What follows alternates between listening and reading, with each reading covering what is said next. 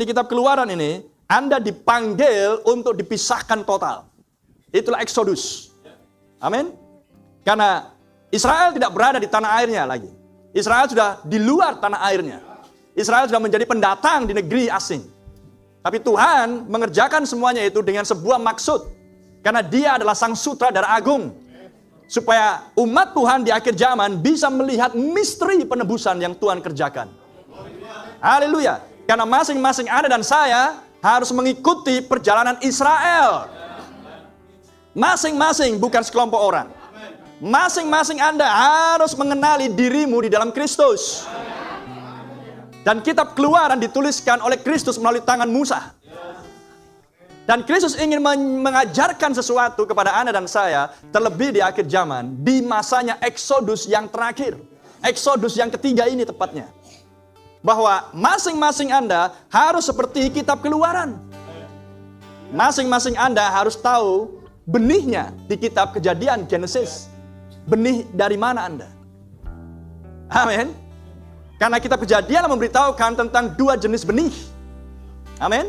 Maka Anda harus mengenali jenis benih yang mana saya. Amin. Dan jika Anda mengenali jenis benihmu, maka ketika Anda menjalani suatu kehidupan dan Anda keluar dari jenis benih yang dimaksudkan, sebab Kejadian pasal 1 ayat 11 mengatakan, setiap benih, setiap biji harus menghasilkan sesuai dengan jenisnya. Itu hukumnya Tuhan. Jika yang ditanam jeruk, maka akan menghasilkan jeruk. Jika yang ditanam semangka, akan menghasilkan semangka. Jika yang ditanam rambutan, akan menghasilkan rambutan. Tidak bisa menghasilkan jenis buah yang lain.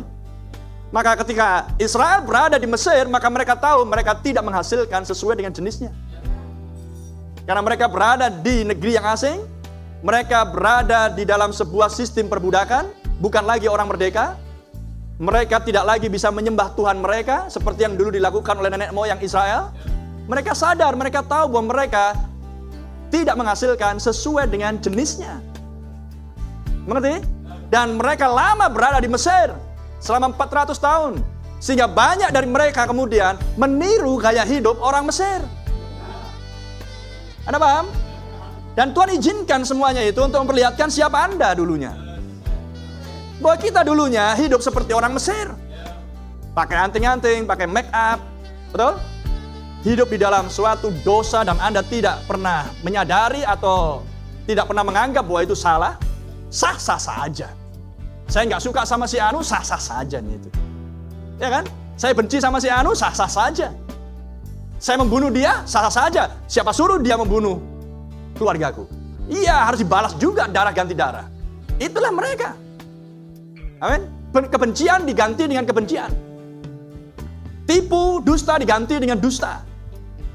Dan bagi mereka itulah hal-hal yang it's okay, no problem. Aku gak mengganggu kau, kau jangan ganggu aku. Kan gitu kan orang dunia? Ya. Jadi gimana kalau Israel diganggu? Membalaskah dia? Gimana kalau Tuhan Yesus disalibkan? Membalaskah dia? Tidak.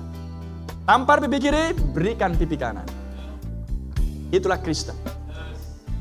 Penuh dengan pengampunan dan kasih. Dan pengorbanan. Itulah Kristen.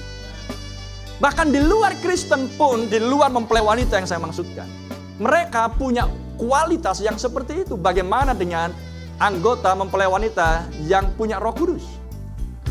Kalau Anda membaca banyak cerita di luar sana, Kristen denominasi, saya bagi contoh, bagaimana mereka memperlakukan orang-orang Yahudi di masa Perang Dunia Kedua ketika mereka diburu oleh Nazi Hitler. Tapi keluarga Kristen menyelamatkan mereka. Padahal rumahnya nggak jauh dari pos polisi Nazi Hitler. Tapi berani untuk menyelamatkan orang Yahudi. Mengunci mereka, menyembunyikan mereka selama sekian tahun sampai kemudian ketahuan. Dan konsekuensinya adalah keluarga ini dibawa ke kamp konsentrasi. Renungkan hal itu. Satu mati, satu selamat. Dan ketika ia selamat dan masih hidup untuk jangka waktu yang cukup lama, dia menceritakan pengalamannya ke dunia. Dan spiritnya baik, tidak ada kebencian di dalam dirinya. Tidak ada sesuatu yang dia ucapkan untuk membenci suatu kelompok atau sekte atau suku atau bangsa tertentu. Selain memaafkan dan mengampuni. Wow, saya pikir adalah sesuatu hal yang indah. jika dunia memiliki orang-orang yang jenis ini. Pasti akan ada damai. Betul atau tidak? Bukan ibu-ibu yang mengajarkan anak-anaknya, mati pun jadi nak. Dia itu yang kau benci, dia itu benci itu. Bunuh dia. Renungkan hal itu, dari sejak kecil sudah dicekoki dengan kebencian dan teknik-teknik untuk membunuh. Ibu yang layak tidak hidup di bumi. Rahimnya kena kutuk. Renungkan hal itu. Ya kan?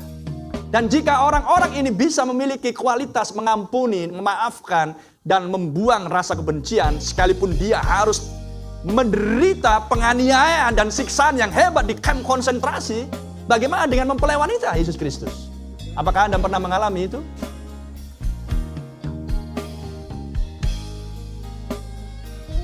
Gimana Anda akan bersaksi nanti di hadapan korban Holocaust? Gimana Anda akan bersaksi nanti di hadapan orang-orang kudus yang dibantai oleh gladiator, disiksa dan lain sebagainya? Kita nggak ngalami yang semuanya itu. Tapi apa yang terjadi di akhir zaman? Kebencian, pertikaian, perselisihan, ketidaksenangan, tidak bisa mengampuni, tidak bisa memaafkan, mudah tersinggung, mudah sakit hati. Itu yang mendominasi di dalam hati manusia. Betul enggak?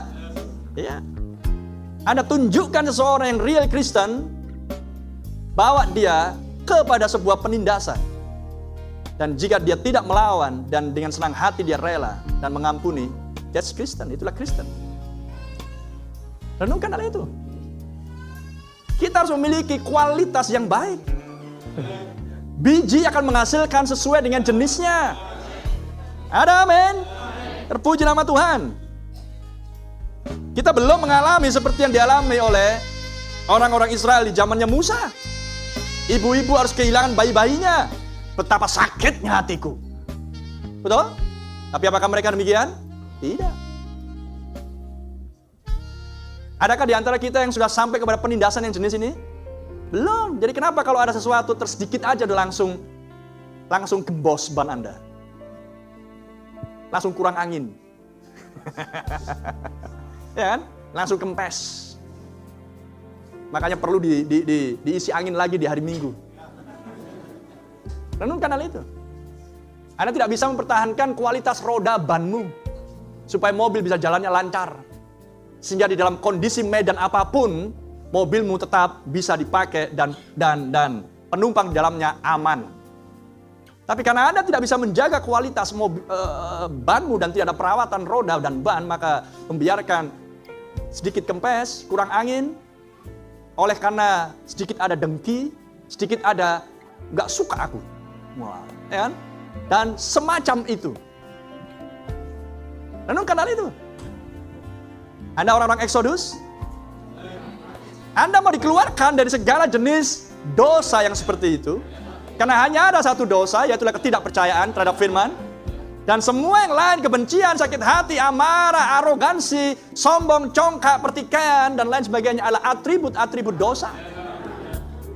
Ada amin? Tetapi Tuhan menyediakan satu untuk penebusan untuk semuanya itu. Yaitu adalah Yesus Kristus. Darahnya sebagai uang tebusan. Dia rela untuk menyediakan dirinya untuk menebus Anda. Haleluya. Terpuji nama Tuhan. Dan tanpa syarat. Amen. Dia rela mengerjakan untuk dirinya. Lihat apa yang terjadi pada Tuhanmu. Dianiaya, ditusuk, diolok-olok, dicaci maki, diremehkan, ditindas, dipukul, diludahi. Amin. Raja di atas segala raja membiarkan dirinya dihina. Kalau dia raja, dia tidak akan bisa dihina. Makanya dia harus menjadikan dirinya seorang hamba. Amin. Seorang anak domba. Haleluya. Terpuji nama Tuhan. Tapi kelak dia akan tampil sebagai raja. Dia akan tampil sebagai penguasa. Dan ketika dia tampil sebagai penguasa, maka dia akan mencurahkan murka, amarah, balas dendamnya terhadap mereka yang menolak, mengejek, dan mengolok-olok firman di setiap zaman. Renungkan semuanya itu. Tuhan kita lah Tuhan yang penuh dengan kasih, tapi ingat bahwa dialah Allah yang cemburuan. Api yang menghanguskan. Puji nama Tuhan. Kita berada di masa yang sangat genting dan mendesak saat ini. Tuhan mengendaki sebuah eksodus total. Sehingga hidup kita betul-betul memiliki sebuah kualitas. Jaga pakaianmu tetap putih dan jangan kena noda. Jangan mengikuti atau ikut campur terlibat di dalam perkara-perkara yang diragukan, yang tidak perlu, yang tidak ada untungnya bagi pengangkatan. Itu kuncinya. Amin. Kalau Anda melihat undangan, Anda melihat apapun yang terjadi, sekalipun ada tawaran, gak ada untungnya bagi pengangkatan, gak ada untungnya untuk pertumbuhan spiritualku, untuk apa saya ikut ke situ? Untuk apa saya terlibat? Bisa mengerti saya Mas Dian? Jaga pakaianmu bersih, karena seringkali Anda mengikut sertakan atau terlibat dalam sesuatu yang tidak diperlukan untuk spiritualmu, disitulah Anda terjebak. Dan ketika terjebak, Anda sulit untuk keluar. Paham?